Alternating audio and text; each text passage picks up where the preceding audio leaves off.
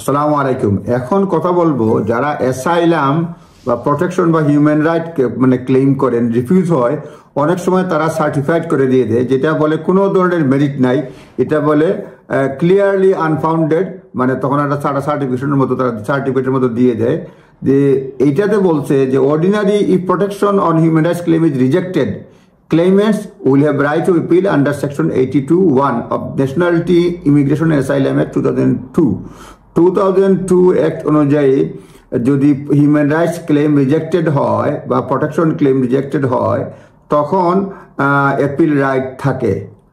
এরপরে secretary of state আবার একটা আছে যে secretary of state has a power to remove the right to appeal by certifying the claim clearly unfounded. এই যে অ্যাপিল রাইটটা আছে, প্রোটেকশন রাইটে, অ্যাসাইলাম রাইটে আপনার আপিল রাইট আছে, কিন্তু সেক্রেটারি অফ স্টেট এটাকে মানে এই রাইট অফ অ্যাপিলটা বাতিল করতে পারে, মানে রিমুভ করতে পারে by certifying the claim.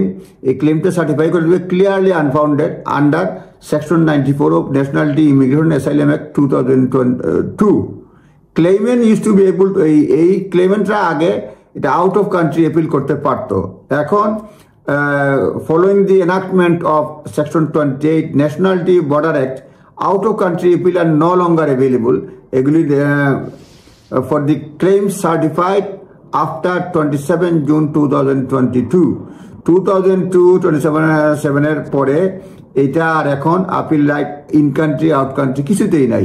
That means there is currently no right to appeal for refusal of a claim designated as clearly unfounded. Clearly unfounded বলে যখন সার্টিফাই করে দেয়, অ্যাপিল রাইট না দেয়, তখন ইন কান্ট্রি আউট কান্ট্রি কোথাও appeal right থাকে না, এই যে অ্যাসাইলামের ক্ষেত্রে বা হিউম্যান রাইটস ক্লেমের ক্ষেত্রে। In effect legislation further tighten already limited avenue challenge.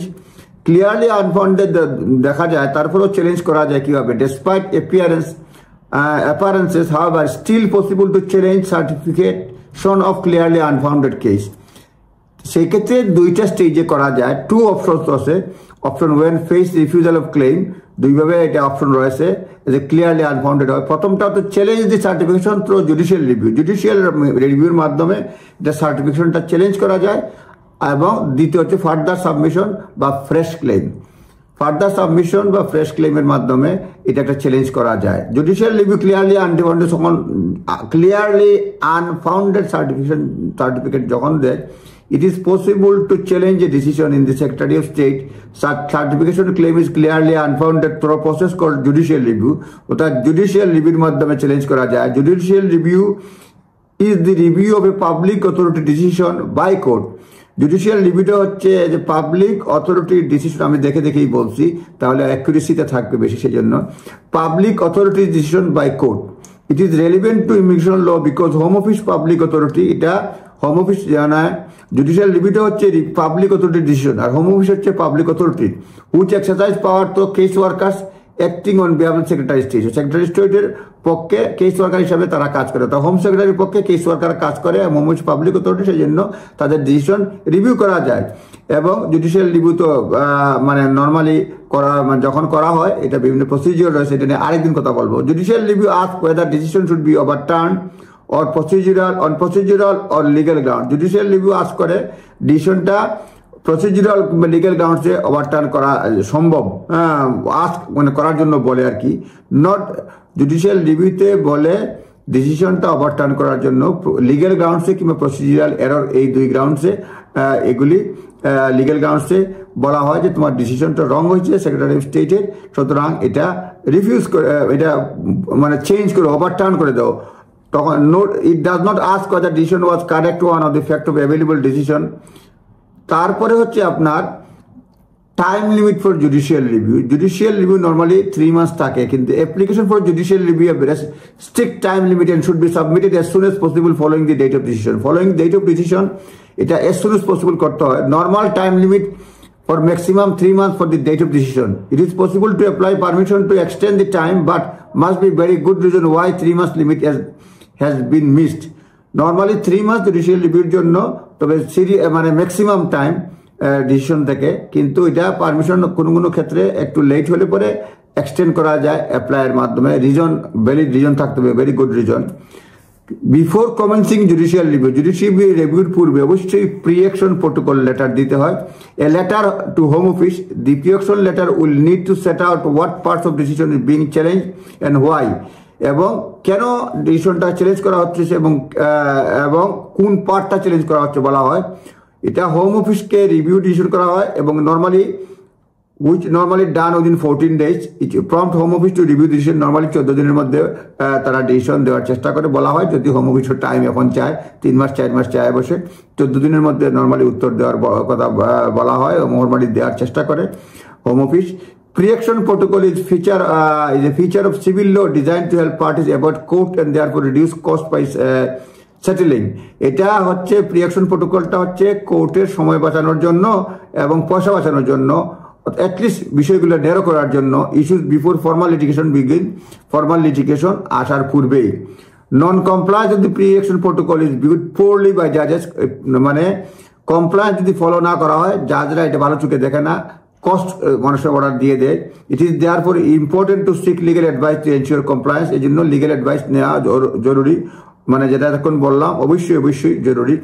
Applying for permission and substantive hearing, মানে যদি হোম অফিস ডাজ নট যদি প্রি-অ্যাকশন লেটারে না মানে তাহলে next step to apply upper tribunal for permission to apply for judicial review of certification. Home office যদি pre action প্রোটোকলে উত্তর না দেয় তাহলে জুডিশিয়াল রিভিউ আপার ট্রাইব্যুনাল করতে হয়। এটাকে permission to apply for judicial review of certification, অর্থাৎ ওই যে প্রথমে সার্টিফিকেশন করছিল যেটা বলছিলাম তার এগেনস্টে। এ জাজ of upper tribunal will then decide whether to grant permission for judicial review. Upper tribunal জাজ ডিসাইড করে পারমিশন দিবে কিনা judicial review. This is typically done without oral hearing, এটা ওরাল হিয়ারিং না, কাগজে হয়ে যায়, পেপারে হয়ে যায়। If permission is refuse unless your claim has been assessed as totally without merit, you can make your case before a judge for permission hearing. যদি পেপারে রিফিউজ করে, যদি মেরিট একদম না বলে দেয়, এটা যদি বলে করা যাবে না, যদি বলে কিছু আছে মানে you can make case for oral hearing for permission hearing, এটাও করা যায়। আর final stage is substantive hearing. It is not a re-hearing of the case but assessment of whether Home Office acted unlawfully in making decision. এটা assess করা হয় whether Home Office unlawfully করছে কিনা in making decision. এইভাবেই judicial review মানে সার্টিফিকেশনের মধ্যে judicial review করা যায়। এবং while a judicial review is pending will constitute a barrier to removal in a decision and removal context. Removal মানে এটা নর্মালি মানে ব্যারিয়ার করে, তার মানে নর্মালি ব্যারিয়ার করে জুডিশিয়াল রিভিউ যদি সার্টিফিকেশনের বিরুদ্ধে করা হয়। তারপরও এইসব বিষয়ে কখন করা হয় না হয় অন্য ভিডিওতে বলার চেষ্টা করব। আজকে মানে এ পর্যন্তই থাকুক। আর সাকসেসফুল একটা কথা বলে নেই, successful judicial review may also ignite leave by section 3C of the immigration act 1971। যাই হোক, এগুলি নিয়ে আবার কথা বলবো। শুধুমাত্র বললাম যে সার্টিফিকেশনের বিরুদ্ধে কি করা যায়, আপনারা মানে বিশেষ করে অ্যাসাইলাম ক্লেম সার্টিফাই করে দেয়, ক্লিয়ারলি আনফাউন্ডেড বলে দেয়, কিভাবে judicial review pre action protocol judicial রিভিউর মাধ্যমে এগুলি মানে চ্যালেঞ্জ করা যায়, একটা আইডিয়া দেওয়া হলো। নিজ দায়িত্বে দেখে নেবেন। ভালো থাকবেন। আসসালামু আলাইকুম।